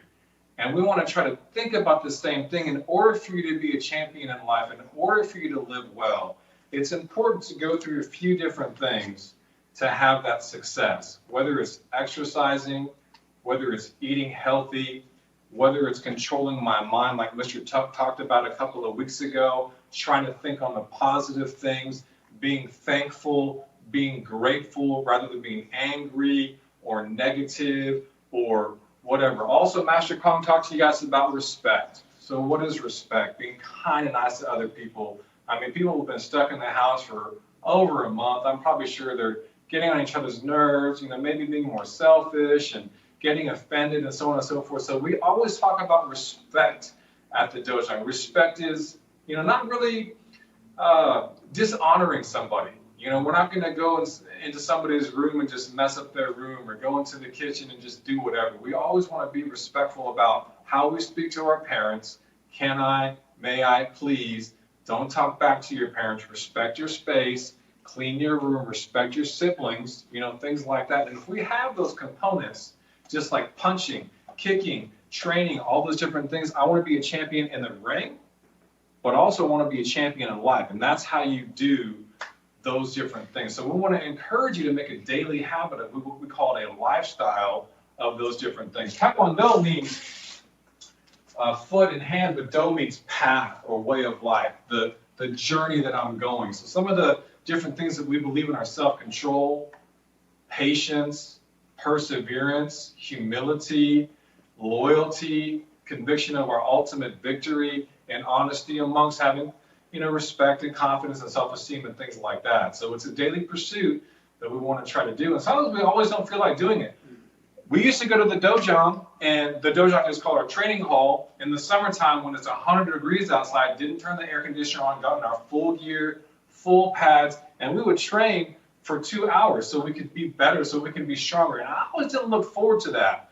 But the end result of what happened from that, that's what I really enjoyed, and that's what I work for. And that's what I want to encourage you guys, is to try to have those different things in our life that we can live in whatever way victoriously. We can have that good, solid foundation and be the best person that we can be. So we have a few more minutes before we show a video about Grandmaster Kang and Taekwondo. It's a compilation that my older brother made. I have two brothers. One's named, Sung Kang, Master Kang. He's a 6th degree black belt. And the other one's a younger brother, Yong Kang. He's a 5th degree black belt as well. So we have a lot of great family history and a tradition of Taekwondo in our family. So anyways, we have a few more minutes, so let's get into our sparring drills, okay? So I'm going to go ahead and invite Owen up here. Yes, sir. Owen's been training about 5 years. He has almost reached the rank of black belt, and he's actually going to take his headband off. So you can use any kind of little string or whatever that you have and just kind of put it in front of you, okay? And then we're going to put it on the floor, all right? If you want to use a pillow or something, we can put that down on the floor as well, all right? So here's what we're going to do first. Sparring is compiled of a lot of different things. You can do stepping, you can do offense, you can do defense, strategy, conditioning, all that stuff. So we're just going to do a few stepping drills to start off with. It's going to be a lot of fun. How you move, how you react, how you kick, how you step back, and things like that. That's all a part of being good at sparring. So let's just start with some really simple things, okay? So what we're going to do is we're just going to step up, and then we're going to step back. Go ahead, demonstrate that now. Step up. And then step back. Okay, so that's one. We're going to do it 10 times. All right, do it together with Owen, everybody. Ready? Go. Hana, do, set, net, dasa, yasa, ilgo, yoro, aho, yo. Okay, very good. And now you can see we're getting a little bit more exercising because we want to be more fit every single time when we come to class or participate or whatever, to be the best person that we can be, not comparing ourselves to somebody else, but having our own life victory, okay? So let's just put both feet up and both feet down. Watch out, guys. Feet up, feet down. Okay, let's do that 10 times, everybody. Here we go. Ready, go. Hana, do, set, net, nasa, yasa, ilgo, yoro, aho, yo. Okay, great. You're doing a great job, guys. Let's go ahead and make a fighting stance. And we're just going to step on the target and put your left foot in and switch, switch, switch. Like that. Let's do that 10 times, everybody. Here we go. Ready, go. Hana, do, set, net, dasa, yasa, ilgo, yoro, aho, yo. Fantastic job. Okay, let's go ahead and do one more. It's going to be a little more difficult, more challenging. So we're going to step up, and then we're going to step back. Step up. And then step back, okay? You ready, Owen? Set, go. Hana, do, set, net, dasa, yasa, ilgo, yoro, aho, yo. Very good job. Give yourself a hand, everybody. Good job. Okay, Owen, go ahead and step on. Headband with you, please. I will take that target. And we're going to invite Brody to come back in. We have about 3 minutes before our video time, so we would encourage you guys to, you're just going to have a great time watching this video. It's super cool. Okay, Master Kang's message to you guys next is very important. It's about overcoming a bully. Bullies are not going to ever end. You know, somebody's going to be mean to somebody, call somebody a mean name. They may push them or whatever. It's just not right. So Master Kang is going to equip you guys, just like tens of other thousands of kids that we have taught over the past few years. It's called verbal judo, okay? Verbal judo is if someone calls you a mean name, how do I react? Usually people get really upset or they kind of feel a little small. Their self-esteem goes more and more down. But Master Kang wants to teach you guys how to stand up for yourself. So if someone calls you a mean name, and I'm going to use the word elephant, okay? And Brody's going to be up here. He's going to kind of help out a little bit with some of those different things, okay? So step number one is if someone calls you a mean name, everybody take a really deep breath. Breathe in and out. And everybody say, please stop calling me names. Please stop calling me names. Okay, step number two is if they keep on bullying you with their mean words like, you're an ugly elephant, ask them 2 questions. Everybody say, is there anything I did to make you mad? Is there anything I did to make you mad? Can you please stop calling me names? Can you please stop calling me names? Very good. And then the third one is if they keep on bullying you, they just don't get it, I want you guys to go ahead and get your teacher or your parent involved, okay? So say they call you a mean old big old elephant. Everyone put your hands up and say, look, I don't want to get in trouble. I don't want to get in trouble. There's a teacher over there. There's a teacher over there. Stop calling me names. Stop calling me names. And we'll review this a little bit more next week, but let's go ahead and do it together with Brody. Okay? I'm going to pretend, let's just pretend like I'm the bully, okay? And he's the one getting picked on, all right? And here's how you stand up for yourself. You're an elephant. Please stop calling me names. See what he did there? He took a deep breath first, and he looked at me in the eye, and he stood up for himself. Please stop calling me names. You're an ugly elephant. Is there anything I did to make you mad? Hey, can you please stop calling me names? Very good. So he kind of put the onus on me. You know, what's going on? What did I do wrong? Did I do something to make you mad? And making me think, well, you know what? I'm just a mean guy. I'm just going to keep on bullying him and be like, you're a big old ugly elephant. Look, I don't want to get in trouble. There's a teacher over there. Please stop calling me names. Give me 5, man. So if they don't get it, raise your hands up and say, look, I don't want to get in trouble. There's a teacher over there. Stop calling me names, okay? And step out. We hope that you guys have enjoyed our session for today. We have our final session tomorrow. It's going to be the best and funnest session, so we would encourage you guys to tune in. But for right now, we're going to watch this really cool video, and I'll see you guys in a few minutes.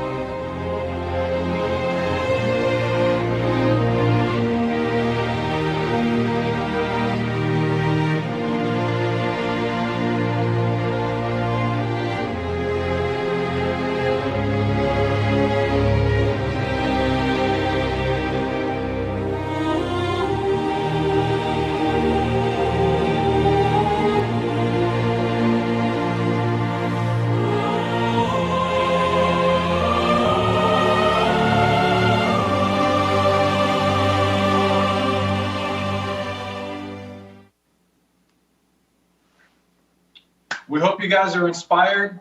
Grandmaster Kang, great man, very honorable, done a lot of great things in the community. We encourage you guys to be safe, be happy, be healthy, and until next time, we wish you a good day.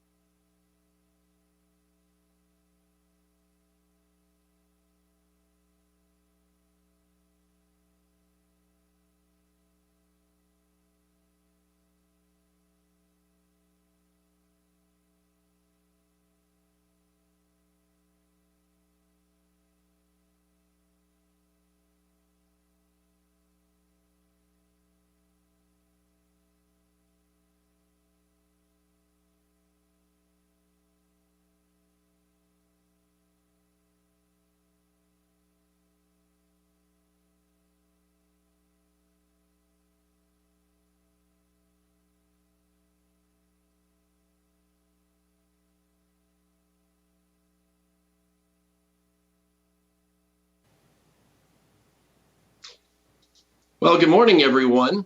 My name is Professor Jerry McCoy, and I teach physics at the University of Tulsa.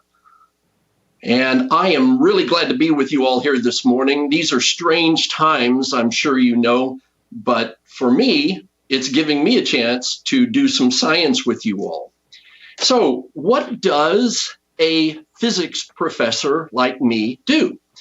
I teach students who are about 18 or 19 years old, probably a little older than many of you. I teach them about physical science, the science of our physical world, everything from magnets to light to forces to black holes and all sorts of interesting things. I love it. I have loved physics ever since I was a child. My dad was a physics professor, and I just have been hooked on science and particularly physics since I was a kid. So today, I'm hoping to share some of that with you all. Now, I will tell you right here at the beginning that if you enjoy what you see today, you can do this too. There came a time when I was looking at physics and I was thinking, wow, that is really cool.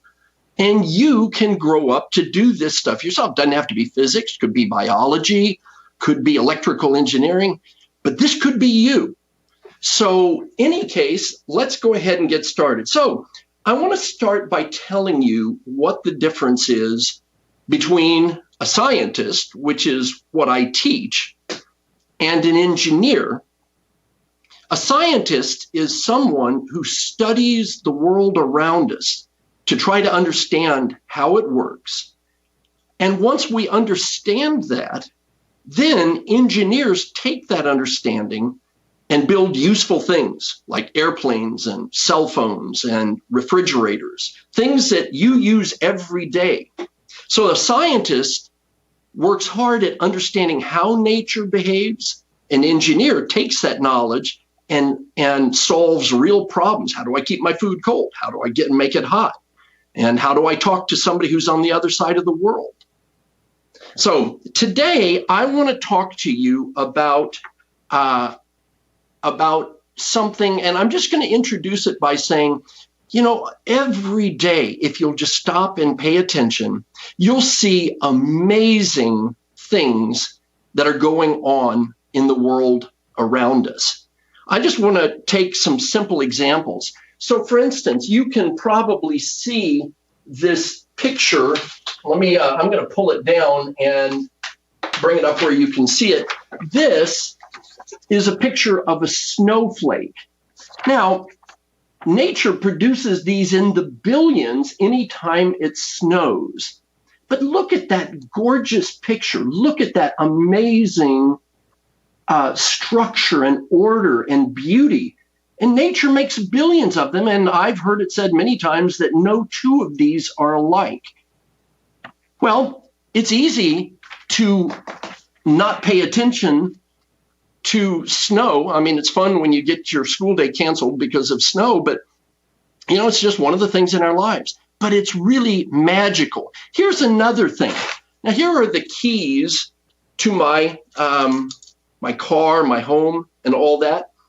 And, you know, there's nothing special about them, but I have here a very strong magnet, although I can't tell it's strong. I mean, I can stick it up next to me and I'm not feeling anything unusual, but watch this. If I bring it up close to my keys, watch what happens.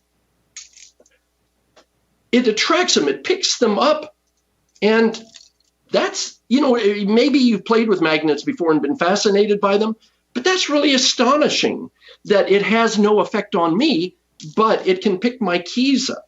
Well, there are all sorts of things that are just in nature that are just magical. Lightning. Next time you see a thunderstorm that there's lightning, watch the lightning. It's just absolutely fantastic. Well, one of the things that I want to talk with you about is something called phase changes. Now, a phase change is when a material, a substance, changes its property. So, for instance, you all know what phase changes are like. For instance, if you have a glass of water, you know that that water is, it's cool, it's oftentimes cool, but it's slippery and it fills the glass and it's wet and all of the water is the same. It's not like various parts of the water are different.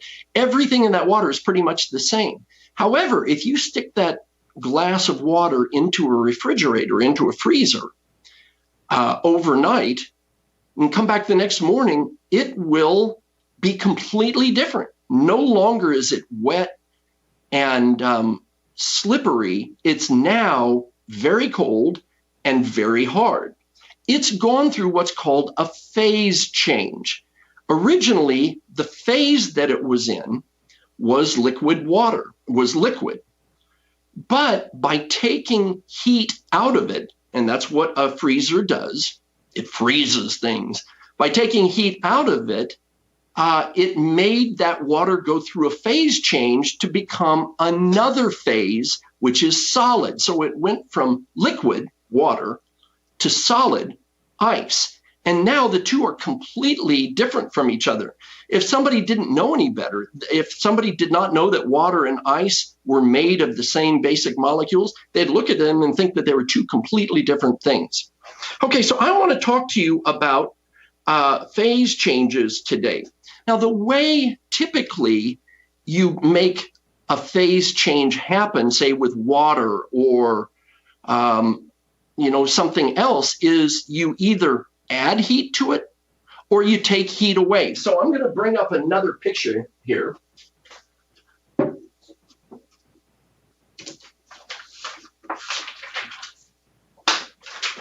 And what I'm going to show you is this. In this picture,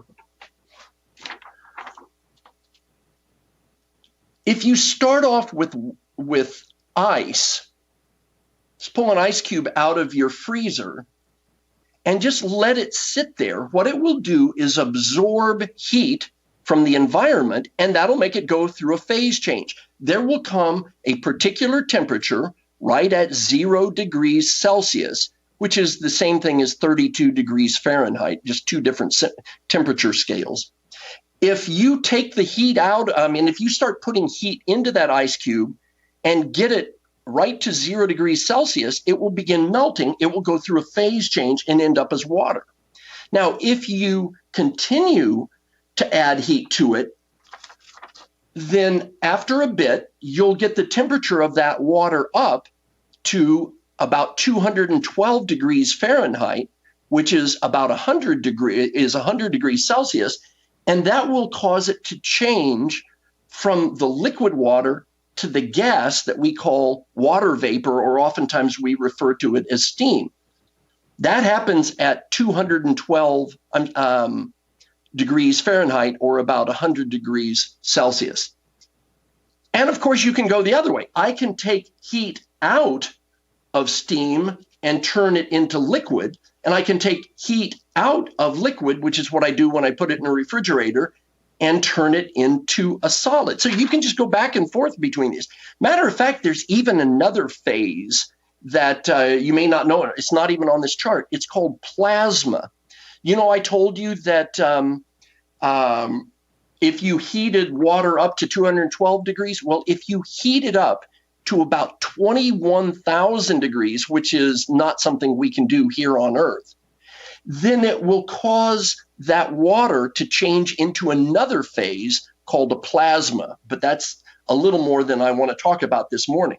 So those are just some simple phase changes that I wanted to talk to you about.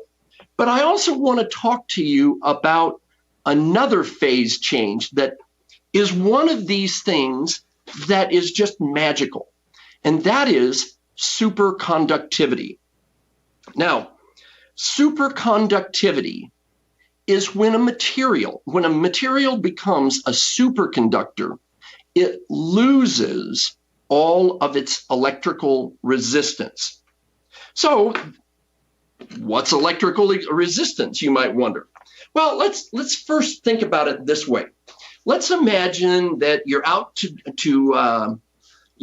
at a restaurant, and your waitress or waiter brings you a glass and there's a straw in it. Well, you know what to do with that. You put your mouth on one end and start pulling with your mouth. You suck on the end of the straw, and the liquid, soda pop or water, whatever, comes up the straw. And it's easy. Everybody learns how to sip through a straw when they're young. But now imagine packing that straw with sand in a way that it couldn't get out. So that when I suck on it this next time, it's not going to come out in my mouth. So just imagine packing that straw with sand. Okay, now were I to use it and stick that down in my soda pop and start pulling, I would find it a lot harder to get the liquid from my glass up into my mouth. Well, electrical resistance is a little bit like that. Think of all the wires, the electrical wires that are in the walls of your house. Maybe you don't get to see them very often, but they're there. And there's wires in all the electrical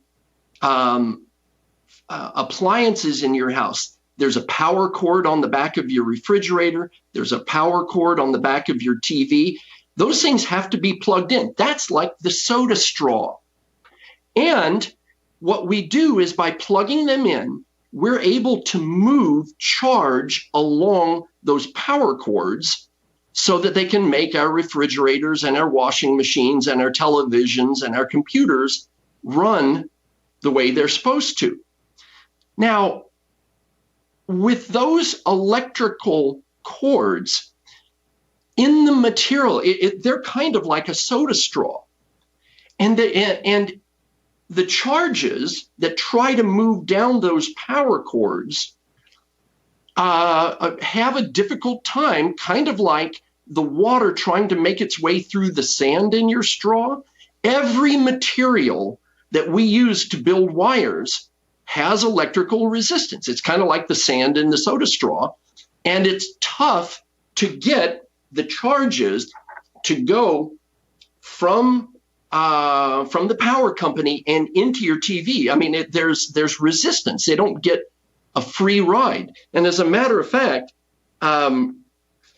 it's as those charges move along the various wires, that extra effort they have to go to fight through the electrical resistance is always shows up as wasted energy in the form of heat. Now, you all know what that's like. If you've ever worked with your computer sitting on your lap, if you have a laptop computer and you have it sitting on your lap, you know that where the batteries are get hot. That's just wasted energy, wasted in the electrical resistance of the computer. You know that light bulbs can be